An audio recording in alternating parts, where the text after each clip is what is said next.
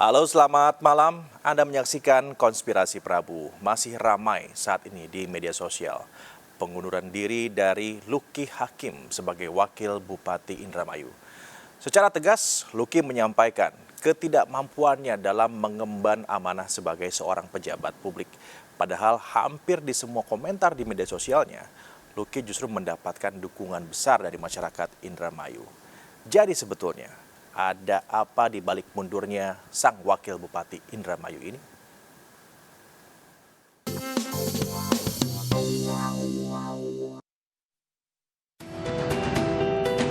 Merasa tak amanah, Luki Hakim mundur dari jabatan Wakil Bupati Indramayu. Pengunduran dirinya disampaikan pertengahan Februari lalu dengan sejumlah alasan. Dari sejumlah janji kampanye yang tak bisa dipenuhi, hingga haknya sebagai wakil bupati yang katanya sih tidak ia dapatkan. Nggak berhenti sampai di situ. Luki merasa punya tanggung jawab moral juga. Menurut pria kelahiran 12 Januari ini, masa iya cuma duduk manis di kantor, nggak berbuat banyak, tapi masih tetap terima gaji ratusan juta beserta fasilitas mewah lainnya? Duit-duit rakyat, sementara janji untuk mereka belum terrealisasi. Mundurnya Luki Hakim pada akhirnya menimbulkan pertanyaan, apa benar karena berbagai poin yang sudah ia sampaikan tadi? Atau alasan-alasan tadi hanyalah bahasa diplomatis karena ada faktor lain, seperti ketidakcocokan dengan bupati misalnya? Atau karena ketidakmampuannya sebagai pejabat daerah? Selengkapnya di Konspirasi Prabu.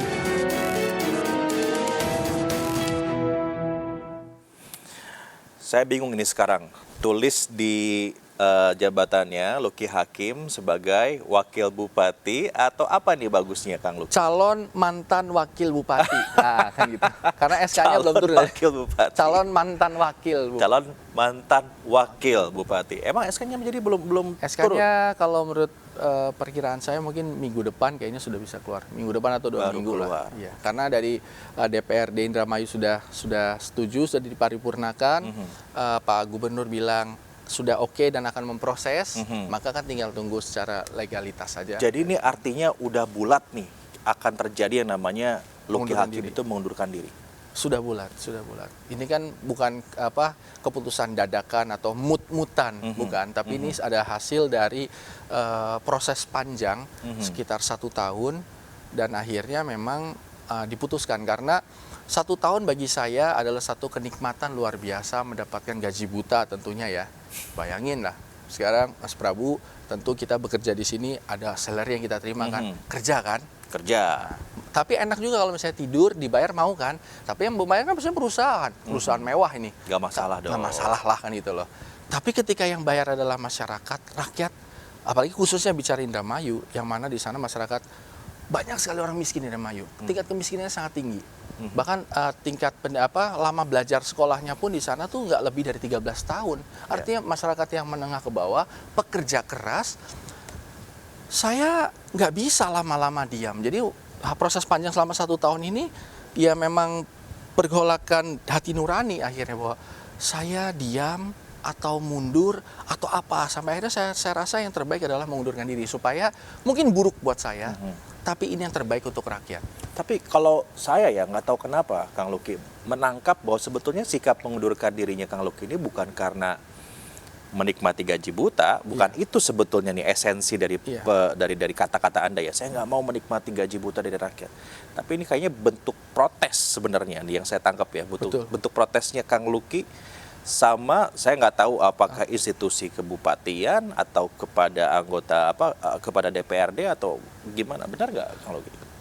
Betul. Jadi ketika kita protes dalam kontestasi politik, dinamika politik, lalu cocoknya paslon setelah terpilih, harmoni disharmoni, itu kan dinamika politik. Betul. Bisa saja tiba-tiba ada bupati wakil bupati nggak cocok tuh, bertikai, ribut berlama-lama. Sama-sama punya alibi untuk membenarkan asumsinya masing-masing. Betul. Tapi lihat, ketika mereka ribut, siapa yang dirugikan? Rakyat kan? Mana yang lebih baik? Ribut mempertahankan sampai akhirnya nanti ada benar dan salah, diputuskan di pengadilan atau diparipurnakan, rakyat yang rugi. Jadi mendingan sudahlah, kamu mau benar, kamu mau salah, saya yang salah, saya yang mundur. Karena saya mengedepankan kepentingan masyarakat. Saya rasa di sini masyarakat itu adalah faktor utama untuk kita angkat kepentingannya. Saya punya kepentingan nggak? Punya. Saya punya kepentingan politik, saya punya kepentingan karir, kepentingan finansial, iya kan? Kalau saya mundur artinya berapa? Kita hitung saja berapa pendapatan saya dikali sampai 2026 loh. Betul. Walaupun nanti 2024 ada pilkada, tapi gaji akan dibayar sampai 2026. Enak nggak? Enak banget. Tapi ini kan bukan kepentingannya si Lucky, bukan kepentingannya si siapapun itu gitu. Tapi ini kepentingan rakyat. Jadi saya rasa daripada kita tunjuk-tunjukkan siapa benar siapa salah, rakyat yang dirugikan. Saya mundur, saya salah, saya yang si bodohnya, saya si salahnya. Yang lainnya yang mulia, yang lain yang terhormat, silakan. Yang penting masyarakatnya cepat untuk bisa dilayani. Seperti itu. Jadi Anda mengambil keputusan ini, mengorbankan apa yang bisa Anda raih ya dalam beberapa tahun ke depan. Saya yakin ini pasti dengan perhitungan yang matang nih Kang Lucky, karena kerugiannya juga pasti banyak. Saya yakin kampanye Anda saja kemarin pasti banyak juga tuh modal yang keluar. Saya tidak tahu, tapi setahu saya satu-satunya kepala daerah yang dipilih di periode saya ini yang laporan harta kekayaan pejabat LHKPN kan, pejabat itu yang tadinya sekian biasanya naik, cuma satu-satunya saya yang turun. Jadi LHKPN saya itu per tahun 1 tahun menjabat udah turun 1 miliar. Kenapa seperti itu? Karena itu tadi bahwa banyak fasilitas yang tidak saya dapatkan, ada yang tidak saya ambil, tapi saya tetap stay di sana karena untuk menjaga nuansa hati masyarakat. Pilkada itu proses yang sangat mahal. Masyarakat bukan cuma finansial uang APBD, tapi harapan. Mereka berharap besar atas paslon yang akhirnya menang. Lalu ada disharmoni di internal pasangan kami ini, disharmoni. Dan ini bisa dibuktikan oleh data ya, ada rapat interpelasi yang mana itu menyatakan disharmoni antara bupati dan wakil bupati. Siapa yang menentukan itu, siapa yang merasakan itu? Masyarakat melihat bahwa kok wakilnya tidak pernah dilibatkan, kok wakilnya tidak pernah diajak, kok wakilnya tidak pernah disuruh mewakili atau bekerja, kok wakilnya tidak dipasang gambarnya di seluruh Indramayu, dicopot semua. Mereka merasakan, saya nggak komplain. Kenapa? Karena saya rasa bahwa saya nggak mau ini menjadi kepentingan pribadi, karena saya disumpah waktu itu Pak Ridwan Kamil pegang Al-Quran, itu demi Allah saya akan melaksanakan tugas sesuai dengan peraturan yang berlaku dan akan mementingkan kepentingan rakyat di atas kepentingan pribadi dan golongan. Betul. Saya punya kepentingan politik, tapi di bawah kepentingan rakyat. That's why saya diam terus. Tapi rakyat kan tidak diam, mereka melihat. Sampai akhirnya mereka meminta kepada wakilnya DPRD itu untuk tolong dong tanya kepada bupati kenapa wakilnya tidak pernah dilibatkan, sehingga muncul namanya rapat hak interpelasi yang salah satu materinya menyatakan bahwa tidak difungsikannya wakil bupati. Materi yang duanya adalah bahwa tidak tercapainya target-target sesuai dengan RPJMD, sesuai dengan visi misi kampanye dan lain-lain gitu. Di situ lalu terjadi rapat DPRD dengan bupati. Dan di situ dinyatakan bahwa jawabannya ini ketua DPR yang juga bilang nih kemarin di salah satu podcast, bilang bahwa ya jawabannya maaf, terima kasih dan akan diperbaiki. Maka bukan berarti kita orang yang tidak punya toleransi sama sekali kan, ya kita tunggu lagi. Saya tetap menunggu terus. Saya pribadi, saya benamkan ego pribadi saya, yang penting kepentingan rakyat. Rakyat menunggu sampai 6 bulan kemudian ada rapat dengar pendapat. Rakyat menanyakan kepada DPRD, lalu DPRD nanya sama saya, dipanggil saya, rapat dengar pendapat. Nah, saya minta rapat dengar pendapat ini tidak boleh tertutup. Saya minta terbuka, live, tidak boleh diedit, dan formal. Saya bahkan pakai handphone saya live, bahwa jadi apa yang saya katakan tidak bisa ditarik mundur. Dan apa yang Anda katakan akan Anda pertanggungjawabkan semua di hadapan rakyat dan tentu nanti di akhirat nanti kan gitu. Terjadi diskusi di situ panjang. Kenapa wakil bupati tidak pernah tidak pernah mewakili di acara-acara formal. Saya bilang bahwa menurut Undang-Undang Nomor 23 Tahun 2014, Pasal 66 kalau nggak salah, ada tugas dan fungsi pokok bupati A, B, C, D sampai G kalau nggak salah. Lalu tugas wakil bupati itu cuma satu, membantu bupati bila mana diberi tugas, menggantikan bila mana bupati berhalangan tetap. Jadi tugas saya itu kalau bupati tidak berhalangan tetap, ya kita tetap diam kan. Terus kenapa diam aja? Kenapa nggak kerja? Kan tidak diberi tugas. Kalau saya melakukan sesuatu di luar kewenangan saya, berarti saya namanya orang sewenang-wenang dong. Karena kewenangan saya bisa bekerja, membantu masyarakat, melakukan fungsi-fungsi kewakil bupati ini kalau diberi delegasi Oleh bupati. oleh bupati. Ketika tidak diberi delegasi, maka saya tidak boleh bergerak karena itu melanggar undang-undang. Bahkan seorang wakil bupati pun atau wakil wali kota tidak punya kop surat loh, nggak bisa nyuratin. Misalnya mau nyuratin ke konspirasi Prabu, apa nggak bisa wakil bupati, harus kopnya bupati karena nunggu, dan itu harus izin sama bupati dulu. Baru Jadi saya bilang bupati bahwa kasih disposisi atau apa betul begitu kan? disposisi seperti itu. Maka saya katakan bahwa ini harus transparan, dan setelah transparan dia tahu bahwa kenapa Anda tidak nggak di kantor. Saya disumpah sama Pak Gubernur pada saat itu selaku perpanjangan tangan pemerintah pusat untuk jadi wakil bupati, bukan jadi tukang jaga pintu. Bapak saja anggota DPR di sini semua bisa rapat begini, ada nggak sekretaris dewan, sekwan, yang mengatur ini semua bisa berjalan, kertas-kertasnya di print materinya, bahkan bisa menerima tamu, orang terima, itu kan ada sekwannya kan. Saya tidak punya sekretaris. Ada alat kerja lah ya. Ada alat kerja. Bahkan untuk ngeprint pun saya nggak ada tukang ngeprint, tukang ngetik nggak ada. Tukang terima tamu, tukang menyatakan untuk catat ajudan nggak ada semua. Jadi saya bagaimana? Malah saya tanya balik sama DPRD. Anda ini semua menganggarkan tidak? Karena masyarakat itu dulu nyoblos saya, milih saya sama bupati itu untuk kerja. Sekarang saya nggak dikasih alat untuk kerja. Anda mau memberikan fasilitas itu dianggarkan tidak? Kami menganggarkan. Nah kalau gitu berarti ada penyalahgunaan anggaran. Betul kan? Ya kita sama-sama teliti di sini gitu loh. Akhirnya di situ DPRD bilang, saya duduk di sebelah sini, sebelah kanan saya ada ketua DPRD, sebelah kiri saya ada wakil ketua DPRD yang salah satu partai pengusung. Bilang, namanya Pak Sirojudin, bilang begini, saya akan memediasikan bupati dan wakil bupati.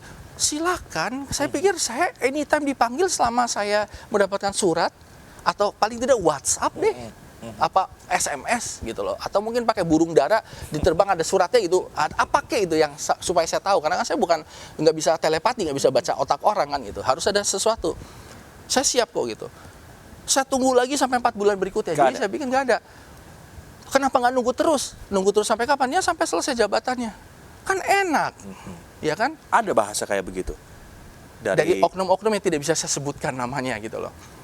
Luki, lu bodoh banget gitu loh. Orang paling naif sedunia kayaknya. Orang pada berebut jadi pengen punya jabatan tinggi untuk biar kerja senyaman mungkin dan dapat fasilitas sebesar mungkin, kok kamu malahan mau mundur. Kalau kamu yang gaji saya tahu kamu punya uang. Mungkin saya digaji untuk diri, saya mau. Anda tahu tidak yang gaji saya itu siapa? Ayo saya lihat. Itu lihat tuh nelayan. Mereka nelayan itu cari ikannya bukan di got, cari ikan itu di laut. Yang pergi 3 bulan belum tentu pulang selamat, ada yang pulang jadi mayat. Tangannya kasar ini karena narik jaring. Petani itu kulitnya pada hitam-hitam, bukan karena mereka rasnya orang dari Nigeria atau bukan, mereka orang Indramayu tadi kulitnya kulitnya kuning laksa, tapi jadi hitam karena apa? Panasan. Sementara saya wakil bupatinya cukup putih lah saya ini kan. Karena saya nggak pernah kena matahari. Saya duduk di AC, nyaman, rumah saya dinasnya besar, AC-nya banyak, mobilnya nyaman, 2 mobil, harga 700 juta ada 2 mobil. Yang gaji itu orang itu, terus Anda minta saya diam saja. Tapi kan sah secara undang-undang, betul. Tapi kan kita bukan manusia yang hanya menepati undang-undang. Saya juga makhluk yang bertuhan, makhluk yang punya nurani. Sebagai wakil bupati, betul, saya tidak salah duduk diam, tidur. Tapi sebagai manusia, saya nggak bisa gitu loh. Saya nggak bisa nganggur dapat uang yang bayar orang-orang itu, orang-orang yang tidak mampu. Saya nggak siap. Saya nggak siap untuk itu. Itu sebabnya saya bilang saya salah. Saya mengakui kesalahan saya minta maaf. Saya nggak kuat untuk kerja nganggur makan uang rakyat. Saya mundur. Saya yang salah. Saya nggak nyalain siapapun. Dan saya ke media-media ini kan saya tidak lagi mencari pembenaran. Orang sudah bilang salah kok. Suatu hukuman dari kesalahan pejabat biasanya kan dipecat. Saya bahkan mengundurkan diri. Jadi saya mau diapain lagi gitu. Kalau saya memang ngambil uang rakyat, penjarain aja saya kan gitu. Jadi artinya saya sudah menghukum diri saya sendiri di titik yang paling mentok. Kan Anda dapat SP1, SP2 sampai akhirnya Anda dipecat. Saya udah langsung mengundurkan diri. Jadi Anda nggak bisa nyalain saya lagi karena saya udah salah gitu loh. Saya kemana-mana tidak mencari pembenaran. Orang saya udah ngaku salah. Saya kemana-mana hanya ingin mensosialisasikan bahwa sebenarnya ada satu hal yang tidak efisien di sini menurut saya. Ketika mahalnya biaya pilkada, mahalnya fasilitas yang diterima oleh wakil, tapi wakil itu tidak diberi perangkat yang konkret untuk bisa bekerja secara undang-undang. Karena semuanya ada dalam satu pasal itu ya, untuk membantu Iya. kepala daerahnya. Makanya saya kemana-mana berharap bahwa ada dua lah, antara mendapatkan jabatan ini dengan tugas yang konkret dilindungi oleh undang-undang atau minimal peraturan kementerian. Atau kalau enggak ya sudah ditiadakan aja lah. Kenapa? Kita kan bicara bahwa saat ini kan kita harus efektif dan efisien dalam menjalankan roda pemerintahan kan. Karena mahal, biayanya mahal loh. Proses untuk baru awal-awal saja dilatih udah berapa baju dinas yang kita bayar. Baju dinas, rumah dinas, mobil operasional. Lalu habis itu bicara salary, tunjangan dan lain-lain. Kalau kerja nggak apa-apa. Kalau kerja bagus. Tapi ketika tidak kerja, untuk apa kita bayar seonggok tubuh terus cuman menjadi kayak manekin atau menjadi pura-pura robot atau zombie gitu loh. Untuk apa? Saya kan mendingan uangnya dipakai buat yang lain. Bupati, wali kota cukup, gubernur cukup gitu loh. Setelah itu langsung aja pakai sekdanya lah. Sekda bisa mewakili. Nggak perlu ada wakil di Nggak perlu ada wakil. tengah-tengah. Atau diberikan porsi yang konkret. Jangan pasal karet. Karena kalau pasal karet kan membantu itu seperti apa sih? Bantu doa juga bisa loh. Saya mendoakan setiap malam, Ibu, saya doakan. Itu membantu juga. Tapi kan tidak konkret. Masyarakat tidak merasakan itu secara langsung. Dilalah ini terjadi sama saya. Yang mana saya tidak bicara atas nama segala wakil yang ada di muka bumi ini. Karena saya bicara sama pribadi. Menurut pandangan pribadi saya, ini satu pemborosan. Gitu loh. Karena harusnya yang Anda usulkan, dan saya pikir menarik juga ini pemirsa ya, agar ada nomenklatur yang jelas ya, apa tugas bupati, apa tugas wakil bupati, dan anggaran yang melekat kepada dua institusi ini. Iya.